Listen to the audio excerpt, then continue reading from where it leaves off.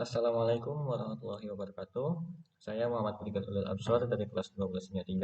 Di sini saya akan mencoba menjelaskan atau menerangkan materi mengenai stabilitas politik dan rehabilitasi ekonomi pada masa Orde Baru, yaitu yang pada poin pertama, stabilitas politik dan keamanan sebagai dasar pembangunan pada masa Orde Baru. Nah, sebelumnya kita akan sedikit mengulas kembali bagaimana terjadinya bisa sampai terjadinya Orde Baru atau perubahan masa atau perpindahan kekuasaan dari presiden sebelumnya kepada presiden yang memimpin masa Orde Baru.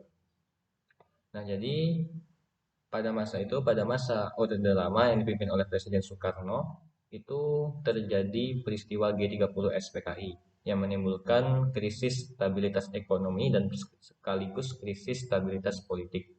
Nah, keadaan ini membuat Presiden Soekarno mengeluarkan Super Semar yang berisikan perintah kepada Soeharto untuk membuat menyetabilkan keadaan kondisi pada saat itu. Nah, Presiden Soeharto akhirnya menjalankan tugas tersebut dengan menggantikan beberapa tugas seorang presiden, sehingga terjadi dualisme kepemimpinan pada saat itu. Di tengah ketidakjelasan stabilitas politik pada masa itu, akhirnya eh, pada tanggal 12 Maret 1967, Soeharto dilantik menjadi pejabat Presiden Republik Indonesia oleh Ketua MPRS. Setelah satu tahun menjadi pejabat presiden, pada tanggal 27 Maret 1968, Soeharto dilantik menjadi Presiden Republik Indonesia berdasarkan ketetapan MPRS tahun 1968. Pengukuhan tersebut akhirnya mengartikan berakhirnya masa Orde Lama dan mulainya masa Orde Baru yang dipimpin oleh Presiden Soeharto.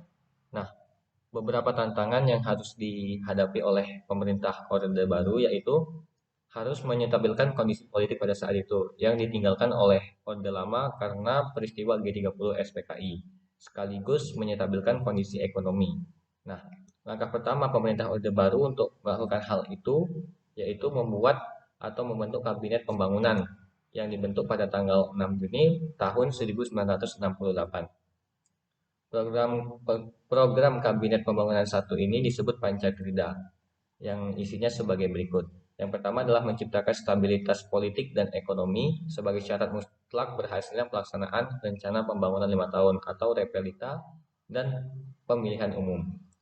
Jadi kabinet ini bertugas untuk menyetabilkan kondisi politik pada saat itu, yang pada saat itu sedang dalam kondisi krisis karena ditinggalkan oleh masa Orde Lama dan terdapat pengaruh dari kejadian G30 SPKI, sekaligus menyetabilkan ekonomi yang pada saat itu masih kurang stabil dan terjadi inflasi besar-besaran. Di situ adalah tugas dari program Kabinet Pembangunan 1 yang bertugas untuk menyetabilkan kondisi politik dan ekonomi. Kemudian yang kedua menyusun dan merencanakan Repelita, yaitu rencana pembangunan selama 5 tahun. Yang ketiga, melaksanakan pemilu selambat-lambatnya bulan Juli tahun 1971. Dan yang keempat, mengembalikan ketertiban dan keamanan masyarakat dengan mengikis habis sisa-sisa G30 SPKI dan setiap bentuk rongrongan penyelewangan serta pengkhianatan terhadap Pancasila dan Undang-Undang Dasar 1945.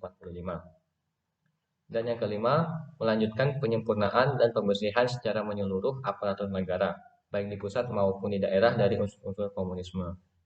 Di poin yang keempat dan yang kelima, ini masyarakat sudah tidak memiliki kepercayaan lagi terhadap komunisme akibat peristiwa G30 SPKI. Nah, oleh karena itu pemerintah yang dipimpin oleh Presiden Soeharto pada masa Orde Baru itu langsung membuat program yang mengikis habis sisa-sisa eh, dari G30 SPKI ataupun orang-orang yang terlibat di dalamnya dan sekaligus melakukan pembersihan atau pe, melakukan pembersihan atau em, melakukan pembersihan dari kabinet-kabinet pemerintah-pemerintah baik di tingkat negara maupun daerah dari orang-orang yang memiliki paham komunisme.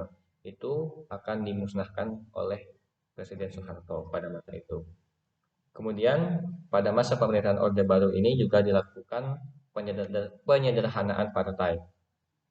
Adapun realisasi penyederhanaan partai ini akhirnya dilaksanakan pada sidang umum MPR tahun 1973. Partai-partai yang bernafaskan Islam seperti Nahdlatul Ulama, Partai Muslim Indonesia, PI Perti, Partai Syariat Islam Indonesia itu bergabung dalam satu partai yang disebut P3 atau Partai Persatuan Pembangunan. Kemudian partai-partai yang bernafaskan non-Islam atau bernafaskan bernafaskan sosial seperti Partai Nasional Indonesia, Partai Katolik, Partai Kristen Indonesia, Partai Murba itu tergabung dalam Partai Demokrasi Indonesia atau PDI. Selain dua kelompok tersebut juga ada partai yang muncul atau partai yang dibentuk oleh golongan militer yang terutama dari Angkatan Darat. Partai tersebut disebut dengan golongan karya yang sebelumnya bernama Sekretariat Bersama Golongan Karya atau Sekber Golkar. Nah, Partai Golkar ini dibentuk oleh Angkatan Darat dengan di bawah komando langsung oleh Presiden Soeharto. Oleh karena itu, tidak heran ketika kita berpikir bahwa Golkar itu selalu menang dalam pemilu yang dilaksanakan pada masa Orde Baru. Itu karena Partai Golkar itu langsung di bawah pimpinan atau di bawah komando dari Presiden Soeharto yang menjadi penguasa pada saat itu. Pemerintah Orde Baru ini memang berhasil melaksanakan pemilu sebanyak 6 kali yang diselenggarakan setiap 5 tahun sekali, yaitu pada tahun 1971, 1977, 1982, 1987, 1992, dan 1997. Semua pemilu yang dilaksanakan oleh pemerintah Orde Baru itu memang dimenangkan oleh Golkar karena Golkar itu langsung di bawah komando oleh Presiden Soeharto sehingga Presiden Soeharto dengan mudahnya sebagai penguasa itu membuat kebijakan yang bakal memenangkan dirinya sendiri untuk menjadi penguasa seterusnya. Seperti yang kita ketahui adalah keharusan aparatur sipil negara itu untuk memilih Partai Golkar pada setiap pemilu sehingga pemilu-pemilu tersebut sudah dirancang sedemikian rupa untuk dimenangkan oleh Partai Golkar dan Presiden Soeharto sebagai pemimpin atau penguasa seterusnya. Walaupun Orde Baru di Indonesia itu eh, menganggap pemilu atau melaksanakan pemilu dengan baik dengan slogan luber, langsung, umum, bebas dan rahasia, namun kita tahu sendiri faktanya bahwa yang terjadi tidak sepenuhnya seperti itu.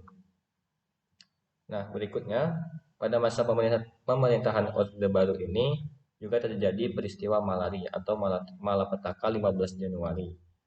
Yang peristiwa tersebut diawali oleh protes mahasiswa, banyak mahasiswa yang tergabung dalam grup-grup diskusi itu untuk menentang sebuah kebijakan dari pemerintahan Soeharto yang berujung dengan aksi anarkis dan tidak terkendali dan aksi-aksi radikal atau aksi-aksi yang mencekam lainnya.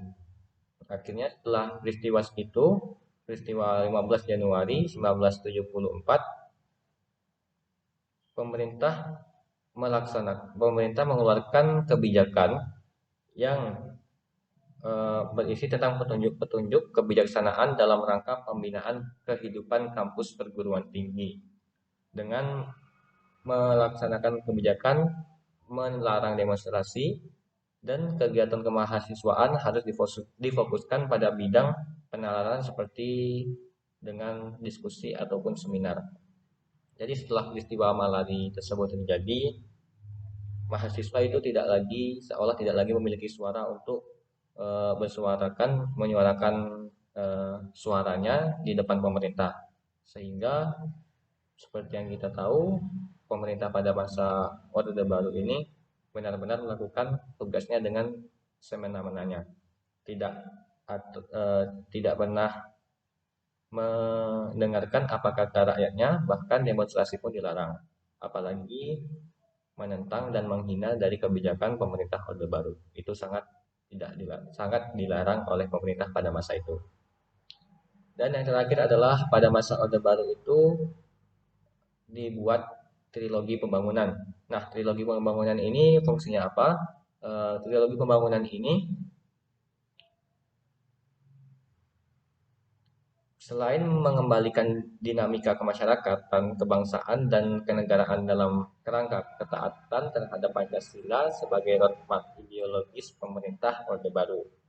Nah, jadi isi trilogi ini yang pertama adalah stabilitas ekonomi, yang pertama adalah stabilitas nasional yang sehat dan dinamis, yang kedua adalah pertumbuhan ekonomi yang cukup tinggi, dan yang ketiga pemerataan pembangunan dan hasil-hasilnya menuju kepada terciptanya keadilan sosial bagi seluruh rakyat Indonesia. Jadi konsep trilogi pembangunan ini adalah sebuah konsep atau sebuah dasar yang eh, dipakai oleh pemerintah Orde Baru ini untuk membuat suatu kebijakan yang bakal diturunkan kepada masyarakat. Setiap kebijakan yang akan diturunkan kepada masyarakat itu harus didasarkan oleh konsep trilogi atau isi trilogi pembangunan ini. Sehingga seharusnya kebijakan-kebijakan yang dibuat oleh pemerintah pada masa Orde Baru itu tidak menyalahi atau tidak tidak melanggar dari isi-isi atau norma-norma Pancasila. Nah, begitu. Nah, mungkin sekian penyampaian materi dari saya mengenai stabilitas politik dan rehabilitasi ekonomi sebagai dasar pembangunan pada masa Orde Baru. Eh, saya mohon maaf bila banyak kesalahan dan saya terima kasih atas segala perhatian. Akhir kata, wassalamualaikum warahmatullahi wabarakatuh.